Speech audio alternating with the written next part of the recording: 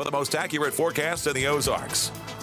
Jamie, I think what you're telling us is we just had a high of 89 this weekend in Springfield. Rolla had 93. We're going to be in the mid-60s by week's end, right? Yeah, I mean we're going or a high, as a high, not a low. Yeah, it looks like maybe low to mid 60s for a stretch in there, especially Saturday. Saturday appears to be our coolest day out of this coming cool snap that we're going to have developing. So yeah, if you're not a big fan of the warm temperatures, this summer feel that we've had going for now about 10 days, it is going to come to an end after tomorrow. Today though, the pattern continues. Summer lingers, 85 degrees. Dew points have come down a bit. They're in the upper 50s, so maybe it feels a little less humid than this past weekend.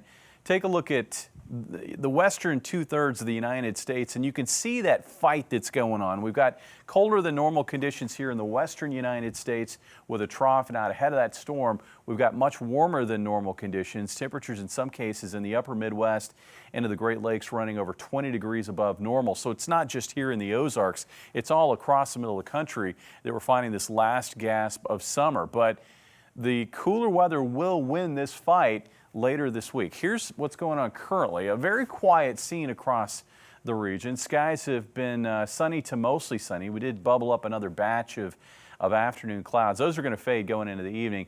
And then I think later tonight we're going to start seeing an increase in high cloudiness after midnight.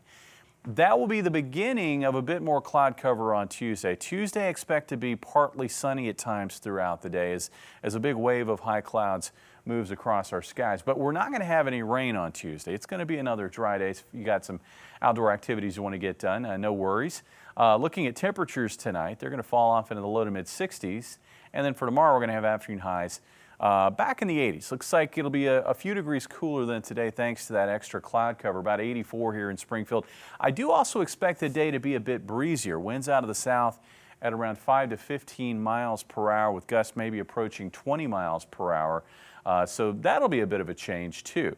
Now that season shift that we've been talking about, it really gets going Wednesday, Thursday. That's when we're going to have a series of cold fronts. It's actually two different cold fronts that will move across the area, and that's going to generate scattered showers and thunderstorms. Now the good news is, despite this warmth leading up to this cool snap, oftentimes when you get a fight like that, you get some stronger thunderstorms. I'm really not expecting severe weather. It looks like the wind energy really doesn't favor that. But we could have some locally heavy rainfall as we're going to have some different rounds of showers and thunderstorms. And of course, thunderstorms can produce some heavy rains. I do expect most locations to stay under 1 inch with rainfall totals, but there will be some areas that could see over 2 inches of rainfall. Now, once we get past the wetter weather Wednesday and Thursday, here comes the colder weather.